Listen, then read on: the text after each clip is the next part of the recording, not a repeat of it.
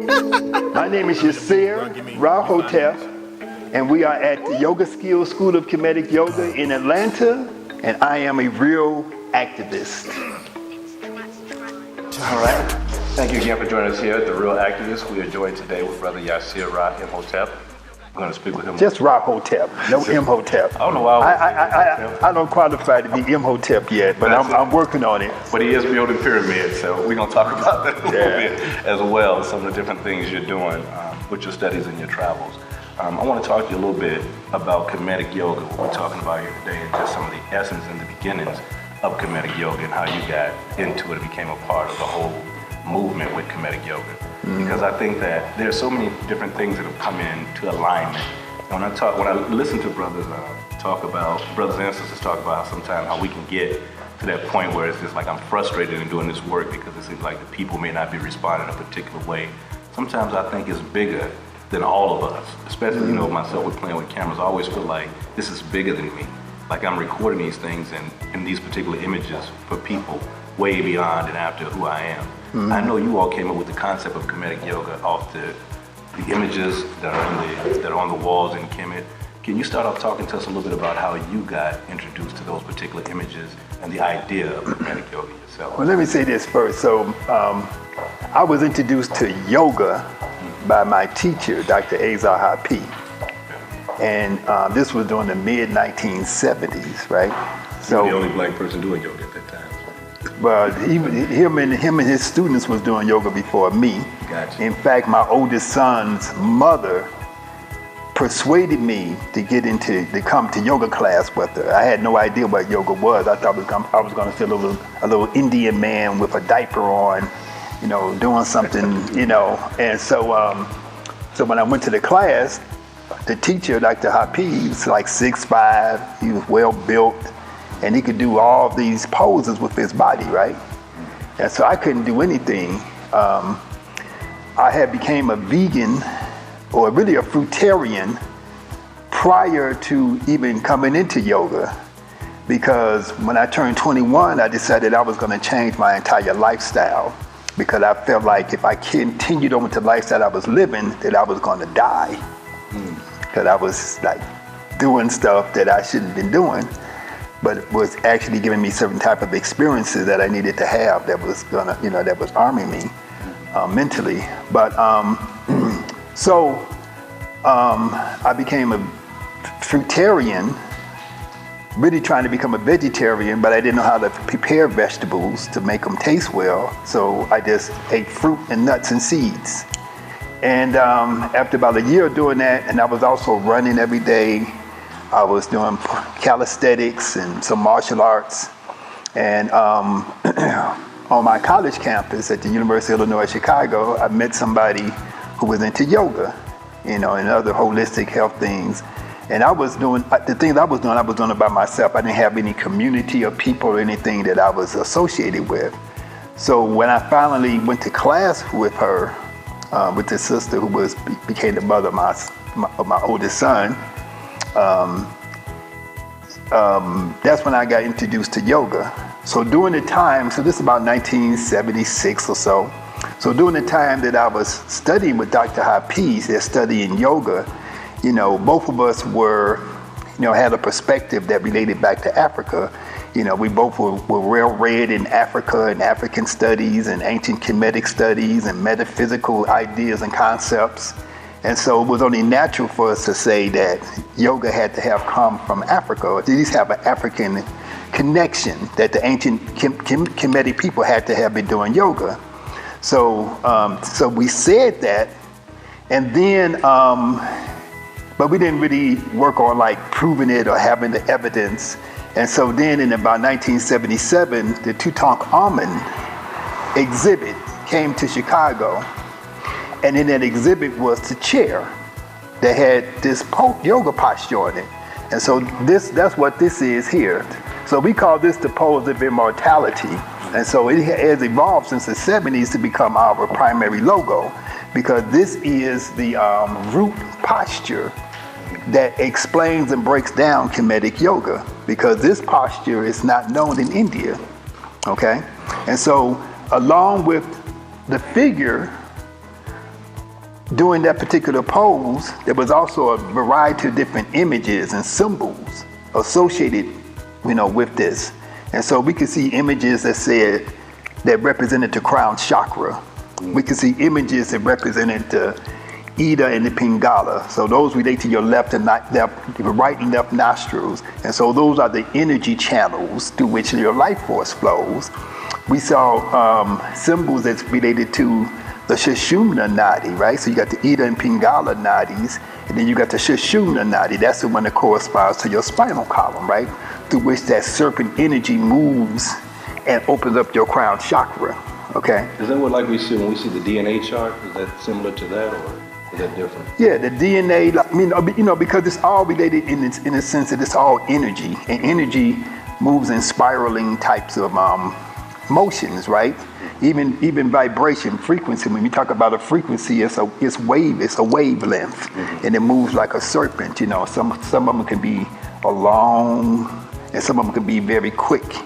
And that's what we call frequency. That's what when you dial on your radio, right? And so we see these symbols of these serpents, right, represented in like the medical symbol, the medical, what they call the medical caduceus, but we can call it the staff of Tahuti or the staff of Thoth, And at the top of that medical symbol, you see the wings, and you see, so here go the wings here. And then in the middle, you see the sun disk. And so here we see the Kepra, and the Kepra is another representation for the sun, or the idea that the sun is represented by rebirth. So you're reborn again, the sun is always in this process of being reborn again each day. Okay, so we're saying that this also connects with your body. Your body operates on the same principles that we see operating in the universe. The same principles that we see operating in the solar system. The same principle that we see operating on the earth. The earth has two fields. It has a magnetic field, it has an electric field. It's called electromagnetic energy. That same type of energy operates in the body. And so when you see those ideas of the serpents, those two snakes, they're looking at each other, they're in harmony, they're balancing with each other. That's a balance between the electric and the magnetic, the positive and the negative, the male and the female, the yin and the yang. It's all the same thing. And so it's through understanding those symbols, doing the research, and then also learning how to do those particular postures, because it's one thing to see an image from Kemet and you see them doing something, I'm going to do like this. But we had to develop the understanding and the technique of how to breathe properly, to take you into and out of the posture, and also how to move geometrically. So from the teachings that I learned from my teacher, Dr. Yesir Hotep, I formulated the idea of what we call rule of four breathing and geometric progression. So it's just codifying the principles and concepts that I learned. The advantage that we have learning yoga from somebody like Dr. Hotep, because he's a doctor, he's actually a doctor who studied how the body operates, and he's a holistic doctor. He's a naturopath and a chiropractor. So he understood anatomy, physiology, pathology, everything about the body, as well as spiritual anatomy in terms of how energy moves and operates within the body. And so from that foundation, we were able to formulate a system of yoga that wasn't just African yoga, or wasn't just ancient Egyptian yoga, but was really what I feel is a superior methodology of practicing yoga that harkens back to the original way that yoga was supposed to be done. Because the yoga that most people are experiencing when they go to Hatha yoga and all the other types of yoga that's prevalent now, most of those styles and methods and techniques of practicing yoga are things that come from California, London, Sweden, and have been sort of superimposed on top of yoga. So you're seeing gymnastics, you're seeing exercise, calisthenics, stretching, so on and so forth. And there's nothing wrong with that. But But but the technique of practicing yoga is supposed to move and circulate life force and energy. It's not just supposed to be to stretch your muscles or to strengthen your core or to give you the yoga butt. All of those things are things that you're going to get anyway from your practice. But the main thing that you're going to get is the flow of energy and the cleansing of the energy channels.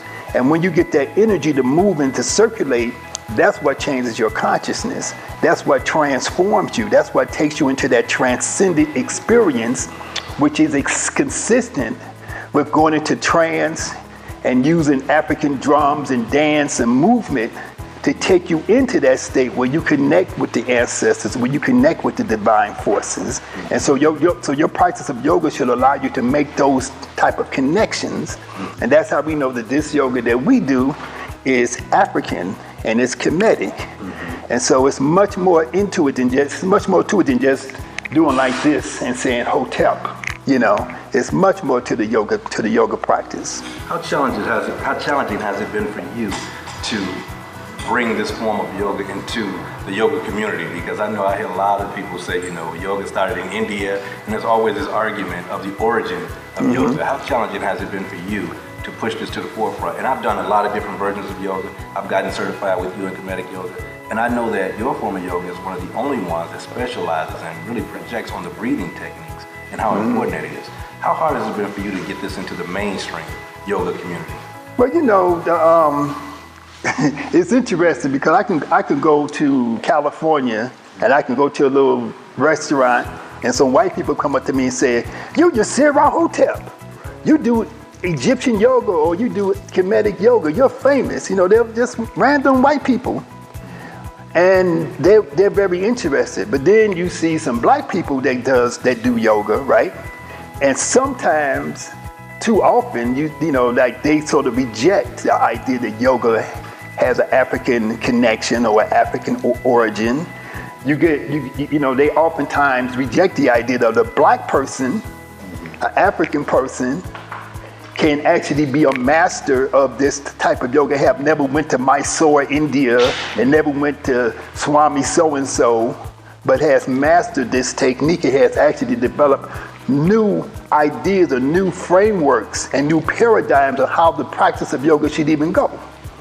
So they have a hard time accepting that. And so some people, more and more people over the years, because my mission, that's like, you know, Dr. Rashidi's mission is to do what he's doing to spread the consciousness of African people. My mission has been to spread knowledge and consciousness about Kemetic yoga and yoga from an African perspective and how we use it. Not just we're going to do some yoga, but how we use yoga and meditation and all the other aspects of holistic health and healing and internal energy practices, how we use this as a tool to help our liberation.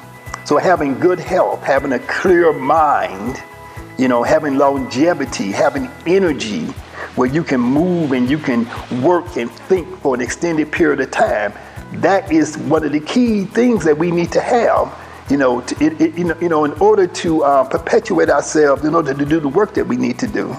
So I think that Kemetic yoga attracts the very serious people. So you might not get the masses of people, but the very serious ones who wants to do the work. And more I get calls and emails and messages from people who do Indian yoga. They say, "I just came up on your website. I never knew that yoga had an African connection, that yoga, the ancient Egyptian, our ancestors did yoga. And now I'm so interested in this because it's opening up a whole door." Because oftentimes, people who practice, black people who practice yoga, they go to a yoga class and everybody is white. The expectation is that you have to be skinny and you have to be flexible. And white people, I'm not saying all white people, but I've had white people tell me, I had a white woman in Jamaica who was married to a brother. And she said, "My husband needs to come and do this Kemetic yoga because his body can't do the regular Indian yoga. So he needs to do some African yoga." And I was looking at it like, well, that doesn't make any sense. because our bodies can do anything. There's nothing our bodies cannot do, but, so there's all kind of different mythological ideas that people have and misconceptions that people have about yoga in general, and about Kemetic yoga in particular, and they think this is white people's yoga. It's not white people's yoga. It is all yoga. To me, all yoga is good, but when you start to practice yoga from an African perspective, it changes who you are. It changes how you think. It changes how you perceive the world. I also travel. I go to France. I go to London, and in Paris in particular, I work with a group of African diasporic people who happen to had got caught up in the French sphere of colonialism, right? So these people coming from Martinique and Guadeloupe and Senegal and Gambia, Cameroon, other places in Africa and the Caribbean that was invaded and controlled by the French. And they have an African-centered school. And when I come there to teach Kemetic yoga, those kids, these are my little kids. Those kids beam. Those kids are like, I'm doing Kemetic yoga, inspire, expire, and they just really get into it, right? And because they have an understanding that this is something that comes from their ancestors, it makes it much more powerful. If I just came in and I was saying, Namaste, I'm the guru, and try to teach them things from a using Sanskrit and from an Indian perspective, they'd be like, okay, that's cool, But so we come there and we use our culture, and it's something that they can relate to and they can connect with. And because everything is ancestral, Kemetic yoga is based upon ancestral knowledge. Part of our meditational practice is to connect with the ancestors and the forces, what they call the Neteru, what the Europeans call the deities or the gods and goddesses, but we know the proper name is Neteru, and they represent the forces of nature. But we also recognize that the ancestors are not just dead people who we just remember. They are the actual spiritual essence and spiritual consciousness of those who was here that still exist. And just like Dr. Runoko Rashidi was talking about how the statues are talking to him, right? Because, George Washington Carver said the plants talk to me. Yep. They tell me what their medicinal properties are, and so on and so forth. So we have this ability to communicate. Yoga only enhances our natural abilities to connect with the spirit world, to connect with the unseen, with the Amen, right? Amen is the hidden. Earlier today, somebody was talking about dark matter. So they got this, so in quantum physics, they got this idea that there is dark matter, this empty space that we see. And that empty space is actually full of something that we cannot see with our physical eyes. That's that spirit force, right? And that's something that we can access using our consciousness and actually manipulate to create our own reality. Let's talk about your form of yoga. Let's back up a little bit. I know that the form of yoga that you teach is one of the very few that's a part of Yoga Alliance. Talk about the reasoning behind you teaming up with Yoga Alliance and why you felt it was an important need for that to be a part of, your structure and for your students to be able to actually get certified through Yoga Alliance. Okay, so I've been doing yoga for 43 years. So 43 years ago, there was no such thing as Yoga Alliance. There was no such thing as a yoga mat even. They didn't have no yoga clothes. They didn't have any yoga pants. They didn't have nothing like that, right? And so yoga has grown into a huge industry. Yoga is a multi-billion-dollar industry, right? And so, in the mid 2000s, there was discussion in the mainstream yoga community about whether we needed to have a Yoga Alliance, an organization that was going to set standards for what a yoga teacher is and monitor the activities of yoga so that to ensure a higher quality and a better standard and safety of yoga, because every year, thousands of people injure themselves, doing yoga because they're doing it improperly. Even though we even have a Yoga Alliance, this is still happening. Right. So I was saying myself personally, I don't need no Yoga Alliance. Yoga Alliance don't mean nothing to me. I don't want no Yoga Alliance. I don't want nobody telling me nothing. But in 2011, I was doing a teacher training course, right? And my students came to me and said, we want you to register Yoga Skills School of Kemetic Yoga with the Yoga Alliance, because when we go to get jobs in the mainstream world to teach yoga, the question they ask us is, are you connected with the Yoga Alliance? Are you registered with Yoga Alliance, right? It's just like if you was going to open up a hospital, they're going to ask you, are you under JCO, you know, or whatever the organization is, or if you're going to become a massage therapist, you know, you have to get licensed. You have to be licensed to be a yoga teacher. But Yoga Alliance has actually advocated against when governments, like state governments, are trying to make yoga teachers become licensed. Yoga Alliance has used their influence to advocate against that, because, you know, to keep that layer of control from going into the government. So it's some good aspects of Yoga Alliance. So when I went to Yoga Alliance to register, they kind of put Kemetic Yoga under Hatha Yoga. And I said, we do Kemetic Yoga. It's ancient Egyptian yoga, ancient African yoga. They said, well, we don't recognize that. And so I said, well, you recognize laughing yoga, you recognize Christian yoga, you recognize Don yoga, you recognize all these other types of yoga. You know, and so they told me I needed to get a trademark on the phrase Kemetic Yoga. So when I thought about it, I said, that's a good idea, because you have so many different people who are, because number one, when I started doing yoga with my teacher, we called it Egyptian yoga. So I was the first one to start saying Kemetic Yoga and using it in the mainstream, right? And people told me, well, nobody's going to know what you're talking about if you say Kemetic. They just going to know it's hard enough for them to know what Egyptian yoga is. I said, well, people are going to have to learn and evolve. So we're going to just use the term Kemetic Yoga. And so I got the trademark. I went back to Yoga Alliance. Yoga Alliance said they wouldn't respond. So basically, I don't think they even wanted to be bothered with any yoga that wasn't Indian, right? And so eventually, through my persuasion and my persistence, they relented and they actually recognized Kemetic Yoga as, you know, as its own self, right? So Yoga Alliance is not a certification. My school, Yoga Skills School of Kemetic Yoga, is a certification. We're simply registered with the Yoga Alliance, and anybody who graduates from our school can present their certificate to Yoga Alliance, and then they're able to get recognized as a registered yoga teacher, which gives them access to insurance, gives them access to other types of resources, and also makes available to them more jobs.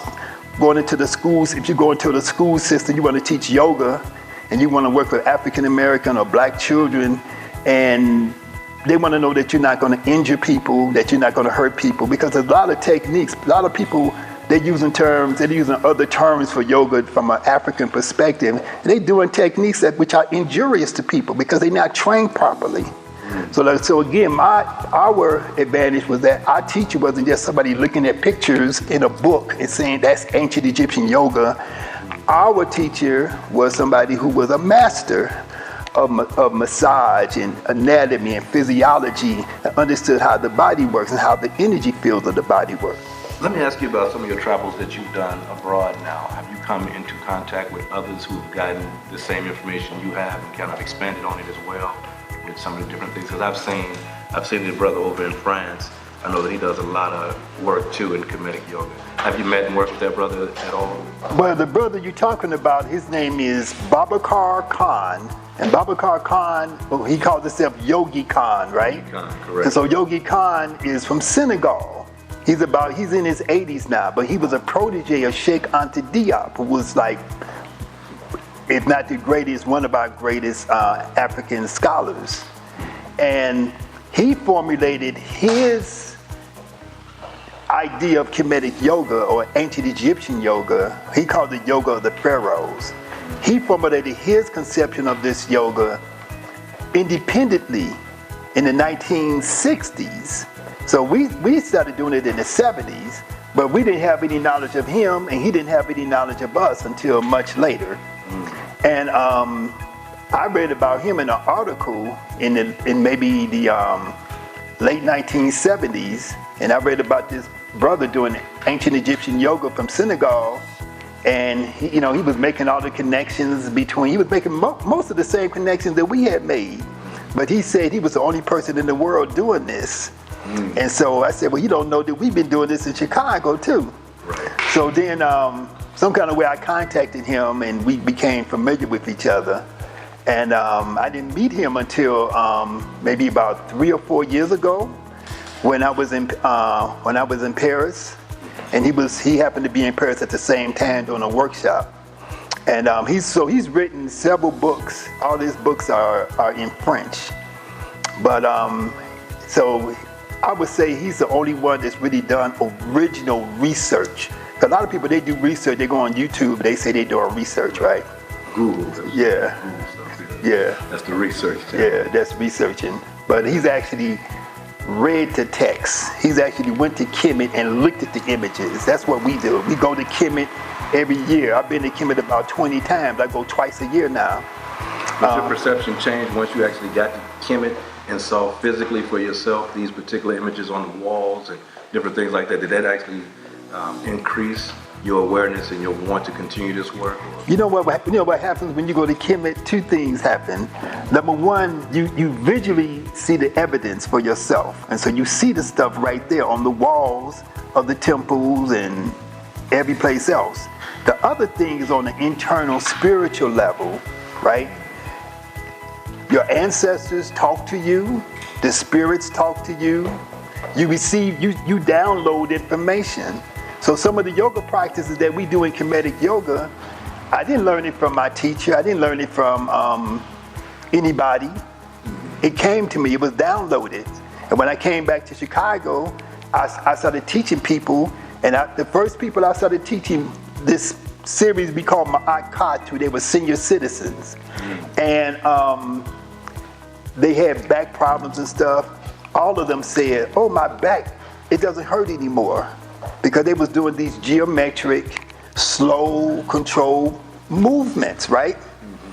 And one of the last times I saw Dr. Ben, I was doing a lecture in New York at Cornell, or one of those colleges, Columbia, one of them places, at this African symposium on spirituality.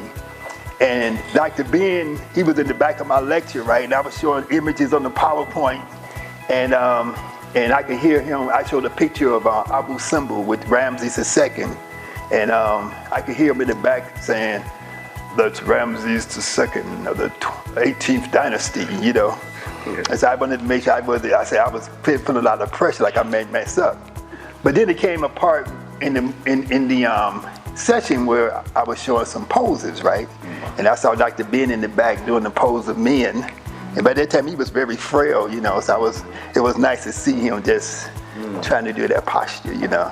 Now I've heard you talk in your lectures, you just spoke on how the elders respond to the Kemetic Yoga, but I've heard you speak in lectures about how the children in Africa responded and how they were actually doing some of the yoga when you got there. Man, listen, like Runoko Rashidi was talking about traveling to Ethiopia and going to the Omo Valley, right? So the Omo Valley is like lush, vegetative, mountainous, rivers, lakes, beautiful, beautiful, out, undisturbed countryside, people living in nature.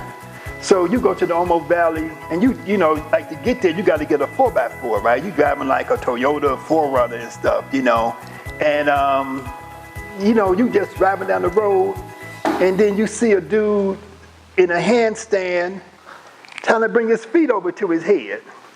So I say, stop the car, because the dude is like, his feet is like this far from his head. So I say, stop the car, and I help him. I say, breathe in. I say, breathe out, and I get him to put his feet down to his head, right?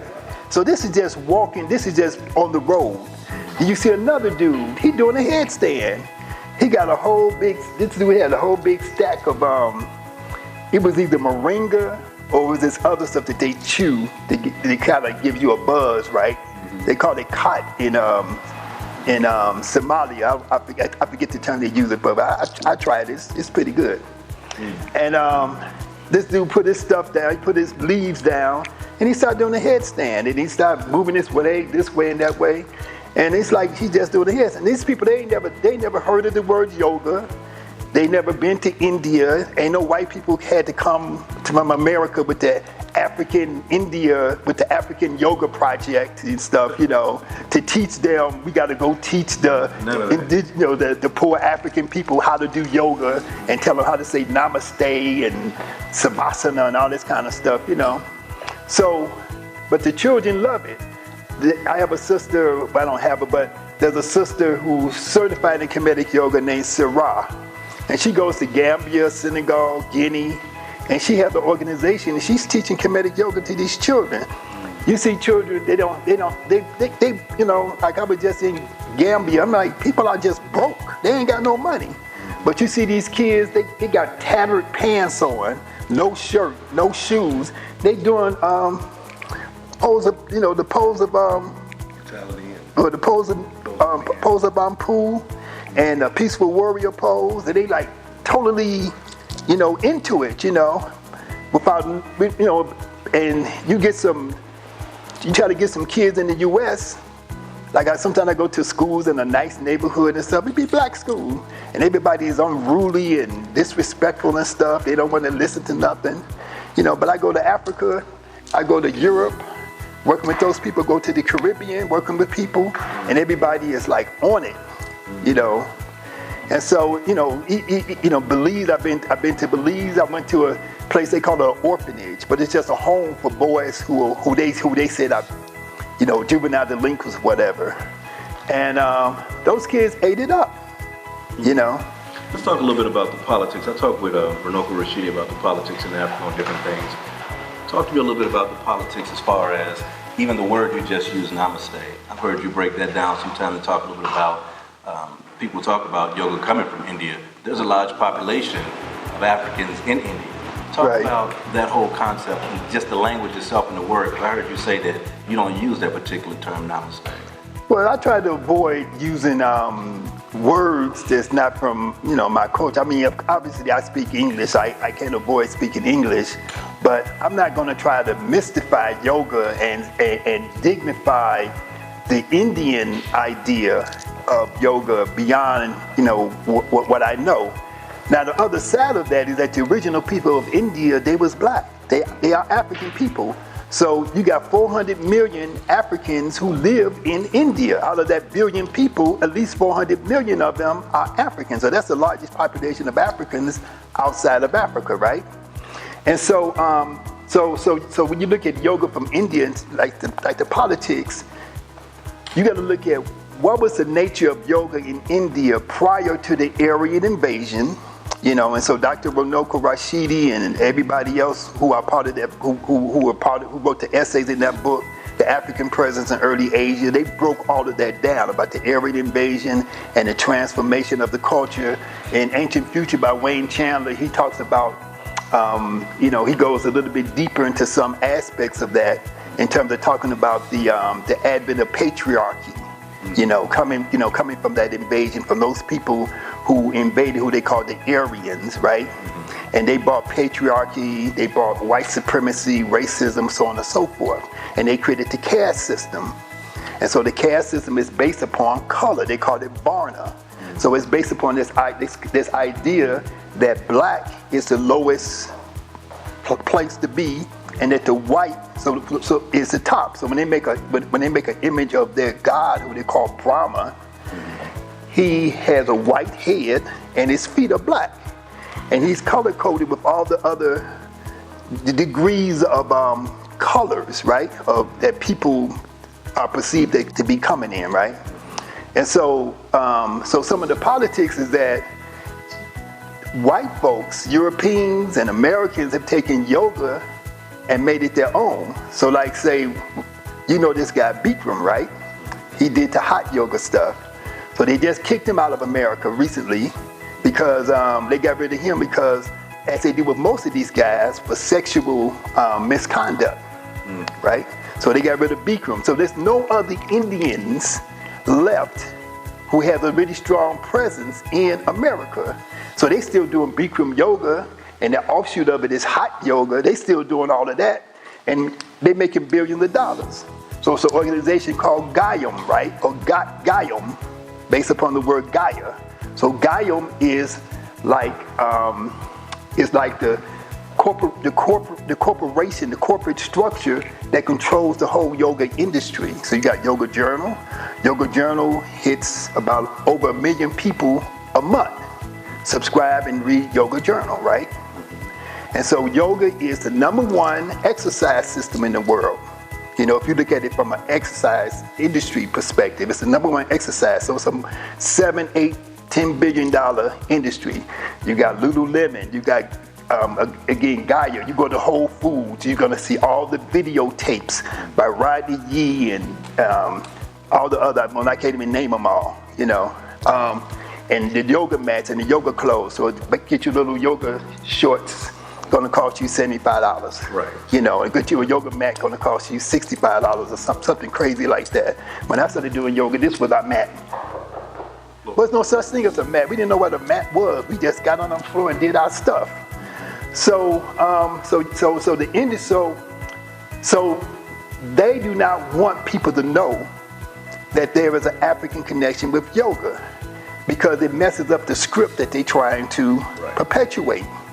So, for example, in 1996 or 97, I got a sister who was a writer to write a little article that she was able to push to getting into Yoga Journal. It didn't have no pictures or nothing. They drew a cartoon character of a little Egyptian man, like, you know, doing like this, sitting in the lotus position. And it was like maybe 3 or 4 paragraphs, and they talked about myself and Dr. Hapi and stuff like that, right? So then a couple of years later, I got the same sister to write an article on blacks who do yoga in America. All, you know, whatever type of yoga. So she interviewed all the different mainstream black yoga people, right? I can name them, I ain't gonna name all of them. You know, because there's nothing wrong with them, but they interviewed everybody. And then she also interviewed me and Shola Ariwa and Muwata Ashby, right? And people who do yoga from an African perspective, or at least who talk about yoga from an African perspective. And when they published the article, I wasn't in it, Shola wasn't in it, and Ashby wasn't in it. Now this article had each person, they had like a full spread, 2-page spread. They had their picture in a yoga posture. Each one of these people, their business as a yoga teacher blew up. Wow. But we wasn't no way in there, so our business didn't blow up, right? Wow. From that. So then my boy, brother, I'd say his name Purusha, right? That's my boy. He was a student of Alice Coltrane. Alice Coltrane is Swami Turiya something Ananda, you know. But she's a Swami. She gravitated towards the Hinduism and the Indian yoga, but she's a very beautiful person. And so Purusha is he's like a really soft-spoken person. So he was on the airplane, and he happened to sit down next to the, he was in the article too. He happened to sit down with the publisher of Yoga Journal. And he sit down next to him, and he said, I don't know what the guy's name, but he said, why did you all do Yersir like that? When y'all wrote the article, why did y'all take him out? And he said the dude just put his head down like this. Because the dude knew. Because they do not want any narrative coming out that disputes the idea that yoga is 5,000 years old and comes from India. And the only way to learn yoga properly, you got to go to India. You got to go, if you want to learn Ashtanga yoga, you got to go to Mysore, so on and so forth, you know. And so that whole industry that keeps people's consciousness going to India. You saw that movie, what was that movie? Read Life and Eat, Live and Pray. Eat, Live and Pray. Yeah. So you saw that movie, right? And so you see the Julia Roberts character. She go to India looking for the Swami so she can get enlightenment. She left New York. She left Manhattan to go to India to find the Swami. When she get to India, they got a they got a TV. And the Swami sitting up in a penthouse in Manhattan, right, in New York, giving a broadcast back to India, talking about peace and love and, you know, high harmony vibrations, namaste, you know, savasana, you know, and all this kind of stuff, right? Because it's all just a game. And so now you got people writing books about how Indian yoga is really not thousands of years old. Most of the things that they're doing is things that were influenced by British gymnastics. The British invaded India. they wanted to train young Indian boys to become fighters for them. So they took some British gymnastics and some other calisthenic stuff and they mixed a little bit of yoga with it. And so now they call that Ashtanga yoga. They call it power yoga. But it has a very masculinizing effect upon the female body in many ways. You know, you can do your research into that. But most females that do Ashtanga yoga, they're very gaunt and they lose their periods, all kinds of different things because it's very masculine type of system, you know. So some of that is the politics of it. So for me, see, I don't care. If you shut me out, I'm making my own stuff. So we got the Society Kemetic Yoga. We have Soul Yoga Fest. You know, every year we give awards out at Soul Yoga Fest to people who have made contributions to not just in the yoga world, but to the black community in general. You know, I'm hoping to get my brother Runoko Rashidi to come in one of our next ones. And we're expanding that into Las Vegas. We got them in Chicago every year. We've done them in Jamaica. We're going to grow the one in Jamaica to one big one. You're going to bring it to Atlanta? To Atlanta. We've done it in South Africa and Johannesburg because we have a presence there. And so this is going to be a global thing, but we don't get no funding, we don't get no money. This event we have today, I don't have no funding to put this on. I have no funding to get this place right here. This is we just going to work. We're going to do it ourselves, and we're not beholden to nobody. I can say and do whatever I want to do, and it's like I don't care if you don't like it. Fine, you ain't giving me no money for it, so. Don't make no difference. This is the sweat of me and my sons and my daughter and my grandsons, and you know, we sweating to make this stuff happen to people like yourself. Definitely. Yeah. Well, with that said, I want to ask you, what would you like to leave to young people when it comes to this? What would you like to say to them as to what their role should be in this whole mission of what it is that we call Kemetic Yoga? Well, what I want to say to young people like yourself and to other young people is that, you know, just to recognize that, number one, things are not hopeless, right? You know, it's sort of like on the thing that Dr. Runoko Rashidi was saying, that we have, you know, oftentimes we have this hopelessness and this fatalism that we have, especially black men. So, you know, that's why we die younger, we die sooner. We don't want to move. We think yoga is for women or yoga is for gay people men who do yoga are gay. I ain't gay. I'm gonna be like Runoko Rashidi. I'm an alpha male African man. You know, I ain't. You know, ain't no. Definitely. You know, and somebody's gay. That's their business. But I'm just saying that doing yoga don't make you gay. Right. You know, and so we have to be. You know, we have to fight and keep pushing. And yoga gives you that willpower, right? So you know, you heard about, you don't understand it, we got these energy centers called chakras, right? And so one of your main energy centers that's activated, through your practice of yoga, and when you get to a certain age, it's your solar plexus chakra. So in our system, we say that solar plexus chakra represents Heru. And so we're operating from Heru energy. That gives you your drive, your determination. Because what is Heru? Heru is a hawk, a falcon. And what do? They can fly at high altitude, thousands of feet in the sky, and they can see a little mouse on the ground. And they stay focused on that. And they come down and they grab it, and they stay. So they represent focus, determination, perseverance, all of those different type of principles that we need to develop in ourselves in order to reach our goal.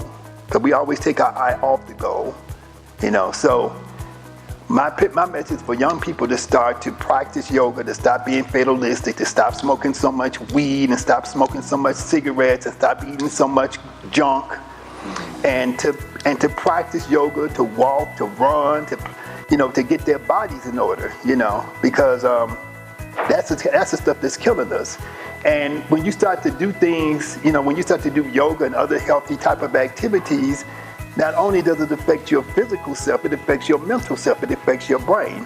So people who exercise in general, they're smarter, not because they're more innately smarter, but their brain operates more efficiently because they get more blood supply, more oxygen to the brain.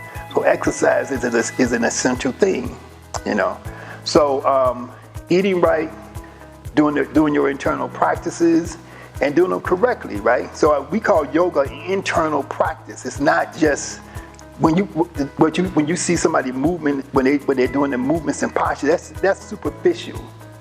But you have to be understanding what's happening inside of the person with the breath, with the energy flow, with the blood circulation, with the digestive, eliminative system, with the nervous system, so on and so forth. You have all of these various internal activities taking place. And we also have a non-physical body. So in ancient Kemet, they divided the person into the Ba, the Ka, the Ku, the Ren, and other aspects of ourselves. And so most of those things are not even physical. These are you know, your soul, your spirit, so on and so forth. Those are not, they don't exist on the physical level. They exist on the energetic level. And so one of the things that we have to develop in our consciousness is that there is a seen world and there's an unseen world. There's a physical aspect of ourselves and there's a non-physical aspect of ourselves. And so developing that consciousness is what's needed to help us move towards liberation. You know, you had some scholars some years ago at a conference, they was calling African religion or African spirituality spookism, you know, because they didn't want to acknowledge the fact that there's an unseen world. But we know that we have a Neteru whose name is Amen. It means the hidden one, the one you can't see, the unseen. He's like the main one, and his name means you can't see me. You know, so it's like, that's the foundation. The unseen world and understanding it and connecting with it is the foundation of our African spirituality. That's what you're trying to do with African spirituality, connect with the unseen world.